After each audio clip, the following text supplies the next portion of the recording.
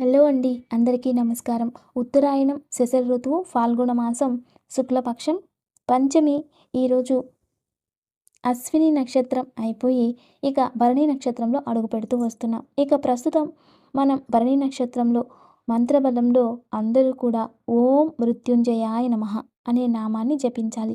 ఈ నామాన్ని జపించడం వలన మనకి ఆరోగ్యము, ధైర్యము, సాహస గుణాలు ప్రాప్తిస్తాయి. ఏదైనా నిర్ణయం తీసుకునేటప్పుడు ఆ నిర్ణయంలో ఒకే నిర్ణయాన్ని తీసుకోగలుగుతాం. అంటే కన్ఫ్యూజన్ అనేది వెళ్ళిపోతుంది. అదే విధానంగా ఎవరైనా మీ జాతక చక్రంలో మృత్యుదోషాలు ఉన్నాయి అని తెలియజేసినప్పుడు ఈరోజు ఈ మంత్రాన్ని 108 సార్లు కనుక జపించినట్లయితే మృత్యుంజయ మహామంత్రాన్ని ఆ యొక్క దోష ప్రభావం కూడా తగ్గిపోతుంది. ఇక ఈరోజు మనం అందరం కూడా ఓం మృత్యుంజయాయ నమః అనే నామాన్ని మంత్రబలంలో జపిద్దాం. ఓం మృత్యుంజయాయ నమః, ఓం మృత్యుంజయాయ నమః, ఓం మృత్యుంజయాయ నమః అనే నామాన్ని జపించాలి. దీంతో భగవంతుని అనుగ్రహంతో ఆరోగ్యం ప్రాప్తించాలని కోరుకుందాం. ఇక ఈరోజు మంచి మాట. మనం ప్రతిరోజు ఒక మంచి మాట మాట్లాడుకుంటూ ఉన్నాం. ఆ మంచి మాటలు అనేక సందర్భాలలో చాలా వరకు ప్రతి ఒక్క సందర్భం మనిషిని ఎలా ఎదిరించాలి అనే విషయాలను ఎక్కువ మాట్లాడుకుంటూ ఉన్నాం. మన మంచి మాటలో ప్రతి సందర్భంలో కూడా మనిషి ఏ కష్టం వచ్చినా కూడా దాన్ని ఎలా ఎదిరించాలి అని చెప్తూ ఉన్నాం. కానీ భయపడి పారిపోకండి అని ఎప్పుడూ కూడా తెలుసుకోలేదు. అవును కదా? అదే విధానంగా మన జీవితంలో ఏ సందర్భంలోనైనా, ఎటువంటి సందర్భంలోనైనా మనసు ఏకాగ్రతగా, మనసు స్థిరంగా ఉంటేనే మీ జీవితంలో ఏ సమస్యలు వచ్చినా, ఎటువంటి పరిస్థితులు వచ్చినా వాటిని మీరు ఎదిరించగలుగుతారు. మంచి నిర్ణయాలు తీసుకోగలుగుతారు. ఎందుకు ఈ విషయం తెలుసుకోవాలి అంటే, ఈరోజు మంచి మాటలు అంటే మన జీవితంలో ఎన్నో అనుభవాలతో మనం ఎన్నో నేర్చుకుంటూ ఉంటాం. పుస్తకాలని ఎన్నో చదివి ఉంటాం. అయితే సమాజ శాస్త్రం చదివి ఉంటాం, విజ్ఞాన శాస్త్రం చదివి ఉంటాం, రసాయనిక శాస్త్రం చదువుతూ ఉంటాం, గణిత శాస్త్రం చదువుకుని ఉంటాం. అయితే ఈ పుస్తకాలన్నీ కూడా జ్ఞానం ఇస్తుంది, విద్యనిస్తుంది. కానీ ఇది నిజ జీవిత చరిత్రలో మాత్రం ఉపయోగపడుతుందా అంటే, చదివింది మనకి జీవితంలో ఉద్యోగం చేయడానికే ఉపయోగపడుతుంది, కానీ జీవితానికి ఉపయోగపడదు. జీవితంలో వచ్చే కష్టాలు, సుఖాలు, దుఃఖాలు వీటిలో రాదు. రెండోది, ఎవరికైనా వాళ్ళ జీవన చరిత్రలో అనుభవించిన కష్టాలు, ఎదిరించిన కష్టాలు పుస్తక రూపంగా మనకి లభించవు కూడా. ఇది గమనించాలి.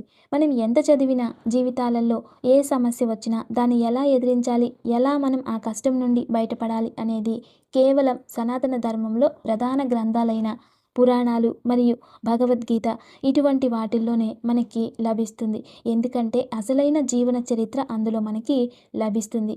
అయితే ఎప్పుడు కూడా మనం చదివే పుస్తకాలలో ఉన్న వంకాయ వంటకి పనికిరాదు అన్నట్లుగా, పుస్తకాలలో ఉన్న వంకాయలు వంటకి ఎలాగైతే పనికిరాదో అదే విధానంగా చాలామంది ఒక తంత్రశాస్త్రము, యంత్రశాస్త్రాలు అని చెప్పేసి దాన్ని చదివేసి దానిలో ఉన్న విషయాలను తెచ్చి చెప్తూ ఉంటారు. దీని వలన కొన్ని సాంప్రదాయాలు పాడైపోతూ ఉన్నాయి.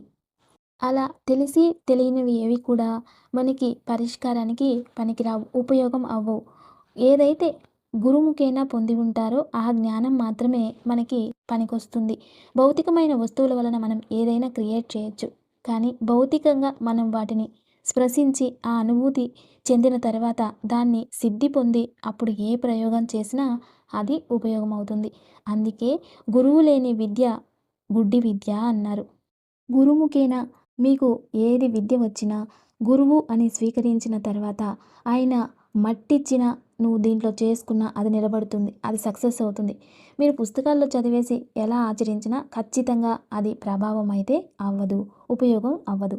అందువలన అందరూ గమనించాల్సిన విషయం ఏమిటి అంటే, మనం ఏ వస్తువుల్ని ఎక్కడ పెట్టాలో అక్కడే పెడతాం. అంటే ఒక చీపురు కట్ట ఉంది, ఆ చీపురు కట్ట ఊరంతా తుడిచేసి వచ్చి రాత్రి పడుకునేటప్పుడు పక్కలో పెట్టుకొని పడుకోం కదా. అలానే చీపురు కట్టని ఎక్కడ పెట్టాలో అక్కడే పెట్టేస్తాం. ఆ పుల్లలు ఉపయోగపడతాయి అన్నప్పుడు దాన్ని ఎలా ఉపయోగిస్తారో అలా ఉపయోగిస్తాం. అదే విధానంగా ఊరంతా తిరిగేసి ఆ బట్టలు వేసుకొని మళ్ళీ మనం దేవుడికి పూజ చేస్తామా? లేదు కదా. వాటికి పవిత్రమైన వస్త్రాలు కూడా ప్రభావితం చూపిస్తాయి. ఎందుకు అనంటే కొన్ని గ్రంథాలలో వీటి గురించి చాలా పరిపూర్ణంగా జ్ఞానాన్ని నింపి ఉంటాయి. పురాణాలలో ఉన్నాయి. గురువులు కూడా తెలియజేస్తూ ఉంటారు వీటిని. మీరు ఆసనం, దర్భాసనం ఎవరు ఉపయోగించాలి, తర్వాత ఉత్కటాసనం, ఉన్నతాసనాలు ఎవరు ఉపయోగించాలి, ఎటువంటి వస్త్రాలను ధరించాలి, ఏ వస్త్రం వలన ఏ తత్వమో మనల్ని ఆకర్షిస్తుంది, ఉచ్చాటన వేరు, విద్వేషణ వేరు, ఆకర్షణ వేరు, వశీకరణ వేరు. ఇవన్నీ వేరే వేరు. ఉచ్చాటన అంటే తరిమి కొట్టడం, విద్వేషణ అంటే ఇక లేనిపోనిది సృష్టించడం, ఆకర్షణ అంటే ఆకర్షించుకోవడం, వశీకరణ అంటే వశం చేసుకోవడం. ఇవన్నీ సపరేట్ విభాగాలు ఉన్నాయి. వీటన్నింటికీ కూడా ఒక దేవతా ఆకర్షణ అనేది ఉంటుంది. దేవతా పూజ అనేది అత్యంత శ్రేష్టమైనటువంటిది. పంచభూత ఆకర్షణ ఇది శ్రేష్టమైనది. దీనికి ఏ వస్త్రాలు వేసుకొని ఎటువంటి ముద్రని ప్రదర్శించి ఏ విధంగా పూజిస్తే, ఎటువంటి పదార్థాలను ఉపయోగిస్తే ఎటువంటి శక్తి ఉత్పత్తి అవుతుందనేది అందులో గురుముఖేన మనకి ఉపదేశించబడతాయని చూపిస్తారు కూడా.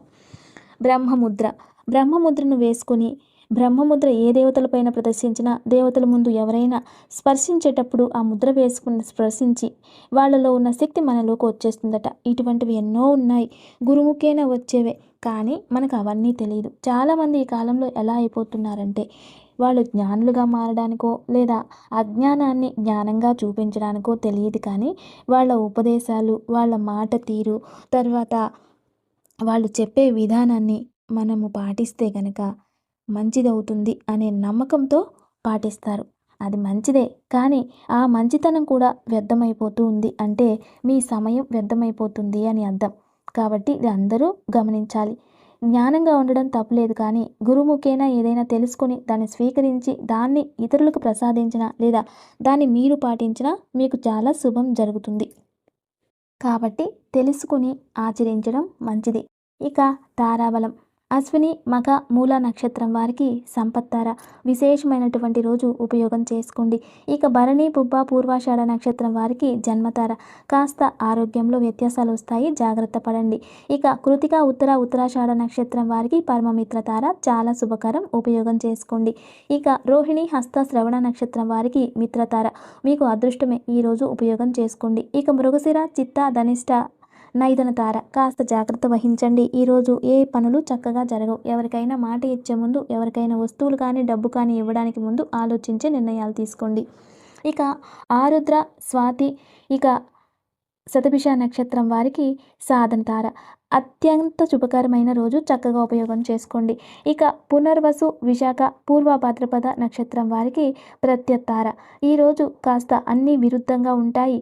ఈరోజు మీకు ఎటువంటి చిన్న విషయాలు కూడా మనసుకి బాధ కలిగిస్తూ ఉంటాయి, జాగ్రత్త వహించండి. టేక్ ఇట్ ఈజీగా ఉండండి, కానీ ఎవరికి మాట ఇవ్వకండి. ఇక పుష్య, అనురాధ, ఉత్తర భాద్రపద వారికి క్షేమతార. ఈరోజు శుభకరమైన రోజు, చక్కగా ఉపయోగం చేసుకోవడం మంచిది. ఇక ఆశ్లేష, జ్యేష్ఠ, రేవతి నక్షత్రం వారికి విపత్తార. ఆపదలు ఎక్కువ ఉంటాయి. డ్రైవింగ్ చేసేటప్పుడు ఇటువంటి సమయాలలో కాస్త జాగ్రత్త పడడం మంచిది. ఇక దివ్య పూజ. రేపు ఉదయం లోపు జమ్మి చెట్టు ఆకు ఉంటే కొంచెం తెచ్చి, లేదంటే ఎర్ర గన్నేరు పువ్వు, ఈ రెండిట్లో ఏదైనా సరే వాటిని తీసుకువచ్చి దుర్గాదేవి ముందు నెయ్యి దీపాలు వెలిగించి వాటితో అర్చించి పూజించి ఎర్ర అక్షింతలు చేతిలో పట్టుకొని మీకు ఏదైనా శత్రుబాధ, శత్రు సమస్యలు, ఇతరుల వల్ల ఏదైనా ఇబ్బంది కలుగుతూ ఉన్నట్లయితే వాటి నుండి విముక్తి చేయి తల్లి అని చెప్పి అమ్మవారికి నమస్కరించుకోండి. అప్పుడు మన చుట్టుపక్కల శత్రుత్వం తగ్గుతుంది, ఆఫీస్లో శత్రుత్వం తగ్గుతుంది, చేసే వృత్తిలో శత్రుబలం తగ్గుతుంది, శత్రుత్వం తగ్గిపోతుంది. ఈరోజు దివ్యమైన యోగక్షేమం. ఈరోజు ప్రస్తుతం అయితే దగ్ధయోగం ఉంది, కానీ ఎవరు ఎటువంటి శుభకార్యాలు ఇటువంటివి ఆచరించడానికి మంచిది కాదు. కానీ పూజలు ఆచరించడం వలన అత్యధికమైన శుభఫలాన్ని పొందవచ్చు. ఈరోజు సాయంత్రం ఆంజనేయ స్వామికి సింధూరంతో అర్చించి ఒక తమలపాకు పెట్టి అష్టోత్తరం చెప్పి సింధూరంతో అర్చించి తదుపరి ఆంజనేయ స్వామి ముందు కూర్చొని హనుమాన్ చాలీసా చక్కగా చదివి ఆంజనేయ స్వామికి ఏదైనా పలహారం అంటే మన ఇంట్లో ఏముంటుందో అది నైవేద్యం పెట్టి హనుమంతుడికి విశేషంగా పూజించాలి. ఈరోజు అలా పూజించిన తర్వాత కొన్ని తెల్ల ఆవాలు చేతిలో తీసుకొని మన ఇంటి బయట ఏదైతే గుమ్మం ఉంటుందో ఆ గుమ్మం ముందు లెఫ్ట్ ఆ గుమ్మానికి ఇంటి బయట గుమ్మం దగ్గర తెల్ల ఆవాల్ని కుడివైపు ఎడమవైపు ఒక చిటికెడు వేసేసి ఇంట్లోకి రావాలి. తరువాత ఇంట్లో సాంబ్రాణి పొగ వేయాలి. ఇలా చేసినట్లయితే ఇంట్లో ఏదైనా చెడు దృష్టి, చెడు గాలి, నెగిటివ్ ఎనర్జీ ఏమైనా ఉంటే బయటికి వెళ్ళిపోతుంది. రెండోది, చిన్నపిల్లలు ఉన్న ఇంట్లో అది ఆచరిస్తే బాలగ్రహ దోషాలు, బాలారిష్ట దోషాలు కూడా తగ్గిపోతాయి. తదుపరి ఆ సింధూరాన్ని పిల్లల నుదుటిలో అలంకరించి మీరు కూడా నుదుటిన అలంకరించుకోండి. నమస్తే. Thanks for watching.